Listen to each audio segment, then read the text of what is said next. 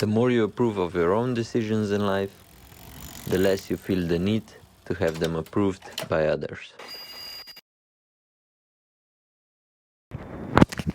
Evo, da se udobno namestim, kronometra je konc, tako da zdaj se vsi že veselimo nedeljske etape in ne vem, mogoče pa Mohorič slavi v nedeljo, ampak v nedeljski etapi malo bolj na konče.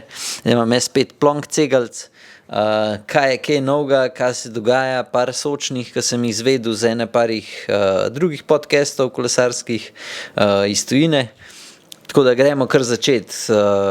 Po ta zadnji, se pravi 4. etapi na Galabije, nismo imeli nič, tudi tistega dneva se je naslednji dan zgodovina pisala, Cavendish z največ zmagami na turu, 35, vsaka čast, res je odpeljal zelo dober, tudi taktično na koncu v šprintu, ampak v šprintu pa kolobocijah, polka bomo še naslednji dan pokomentirali.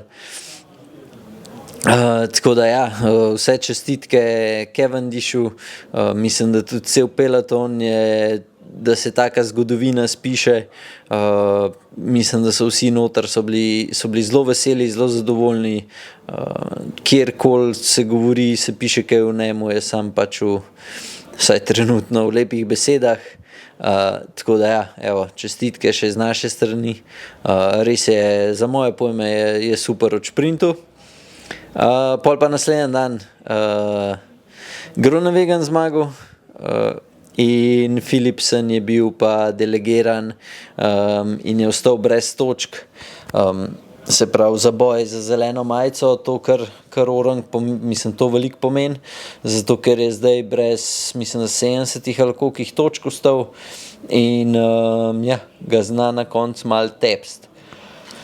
Zdaj, a je bil pravilno, da je bil, če pogledate oba dva šprinta, koliko je smer zamenil Cavendish, pa koliko je smer zamenil Philipsen, s tem, da Philipsen ne bi kao potisnil ograjo Van Aerta. Jaz bom tako rekel, če bi Van Aert tam že res toliko Orang šprintu, ne bi, mislim, on je šel na polno, pa ni mogel priti mimo Philipsena, tako da takrat, ko se je ustavil, po domač povedan, je že sam tudi pri sebi vedel, da itak ne more ga odšprintati, tako da tam, ja, pač rezultat se po moje ne bi prav veliko spremenil, a bi šel Philipsen čisto ravno linijo ali je šel pač malo bolj proti desni. Vsi, ki ste že kdaj šprintali, ne vem, 300 metrov, pa če pogledate dol, pa gor spet, če lahko držite konstantno čisto ravno linijo, ja, vsaka čast, ampak po večini gremo malo levo desno, sploh zato, ker premikaš toliko cel telo in da bi šel kdo po čisto ravni liniji, sploh v šprintu, ker to ne šprintajo tako, kot rekreativci šprintamo, ampak to je šprint, ki se že zadnjih par kilometrov kar Orang kumovčka in so vsi navajeni malo skakati levo desno in zaradi tega se meni to, da so mu odvzeli, se zdi tako malo čuden, bi lahko na lanskem turu je bilo slabš, pa mu niso vzeli. Se pravi, tukaj se kar strinjam z Brunelom, ki je govoril na, se pravi, JB Squared podcastu, da UCI nima nekih pravil in da kukar se dnevno odločijo, tako pa pač je in zgleda, da so gledali na Netflixu oddajo in so rekli, ok, letos bomo pa bolj strogi in zdaj so začeli s tem, ne vem, če se pogleda, ko je Cavendish zavil res zadnjih par 100 metrov v novin, ki ga je naredil,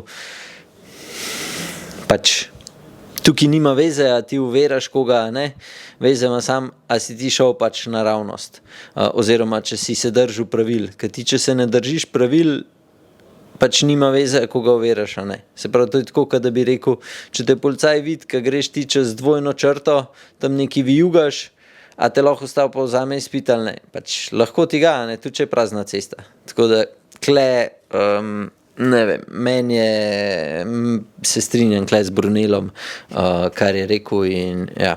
Tako da, zdaj gremo pa že na današnji kronometer. Pa prej bom še eno povedal, ker pa mislim, da se je pa Brunel kar orang zmotil.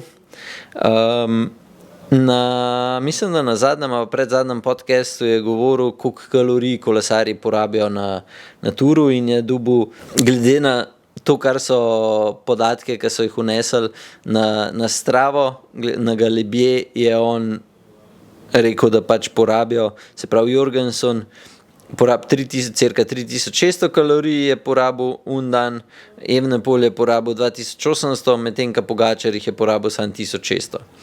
Zdaj, vsi, ki kolesarte, teli mojstri imajo približno podoben kil, Jorgensen jih ima zihar 5 kil več, kakor Evenepoel, tako da pa Pogačar, tako da tukaj, da je porabil največ kalorij, mislim, da ni nek čudež.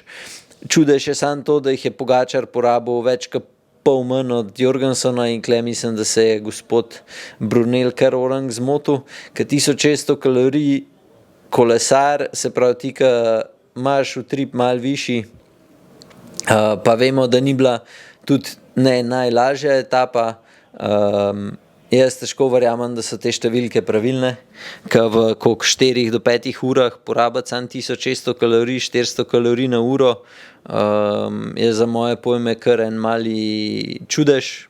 To bi mogel imeti tudi tripa, skoraj da ne, da se je šel nedeljsko voziti, trenutno pa na turu ne izgleda, da vsi glih počivajo, pa da ne obračajo pedala, ne.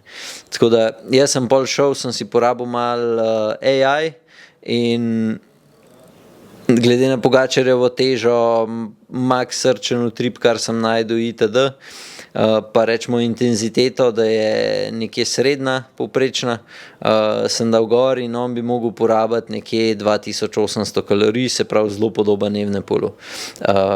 Te kalorije pa ponavadi izračuna Strava glede na vse tipala oziroma senzorje, ki jih imate gor.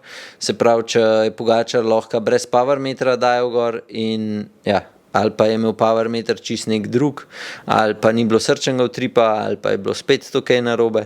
Tako da tukaj, da je porabil samo 1600 kalorij, ja, meni se zdi čuden, mogoče kdo od vas, ki ima podobno kilažo, se pravi okrog 65 kil, pa da ima maščobo praktično na 6 do 8%, ja, lahko komentira, koliko vi porabite v 4 do 5 urah, pa da imate, rečemo, neko srednje visoko intenziteto. Pa bomo videli, a se jaz motam, a se Brunel, ker 1600 kalorij, pač ja, to ni nič. Jaz takrat, ko sem se malo več vozil, sem porabil cirka vsaj 800 na uro, in to bi prišel jaz skoraj da ne v 2 urah, bi prišel čez, mislim, bi že imel 1600 kalorij.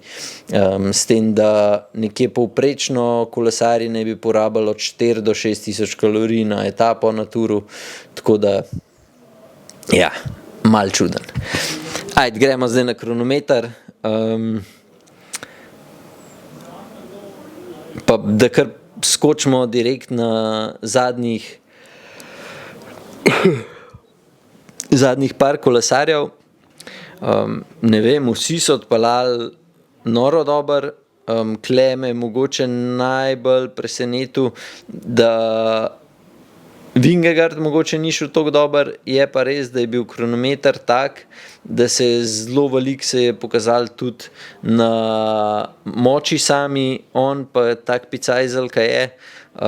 Ja, me niti ne presenečeno, da je, če tako pomislim, da je pol malo slabši odpeljal. Za Evenepoela se je nekako pričakovalo, da bo odpeljal najboljši, da je Pogačar tako dober odpeljal, res vsaka čast, jaz sem mislil, da bo lahko izgubil tudi 30 sekund proti Evenepoelu, medtem ko Roglič je bil pa če ne mu rata, bo odpeljal še, za moje pojme, sem mislil v bistvu, da bo še celo boljši odpeljal, kakor je. Tako da zdaj rezultat na koncu oziroma v skupnem seštevku zdaj je, da je Remko 33 sekund zadaj, pol je Vingegaard minuto 15, pol je pa Roglič minuto 36. In kle jaz bi kar upal trditi, da so to ta glavni favoriti zdaj za končno zmago. Se pravi, tisti, ki smo imeli Carapaza še v igri, to bi dal stran, mogoče se zna vmešati še kakšen Rodriguez, vse ostalo pa, ja, je pa kar fertik, no. Tako da zdaj nedeljska etapa, ki je pred nami. Meni jasno, ko sem spet toliko zaspan. Pestri dnevi, po cele dneve, ampak ja. Se pravi, zdajle nedeljska etapa, ki je bolj problem to, ne da mogoče kdo ne bi imel moči, da ne bi mogel slediti, ampak jaz bolj mislim, da se zna pokazati, da če bo kakšen imel kakšno tehnično težavo ali s kolesom ali da bo padel, zdaj vreme, sem pozabil pogledati, kakšen je, ampak to zna tudi igrati kakšno vlogo, sploh če bo malo slabše vreme, po onemu makadamu se voziti, ja, bomo videli, kako bo šlo. Ampak jaz upam, da bojo vsi varno prišli čez. Predvsem pa upam, da bo Mohoriču ratal, pa da Moho zmaga, ne. Tako da ja, to je to. Spet se bom javil lepo na delo po etapi.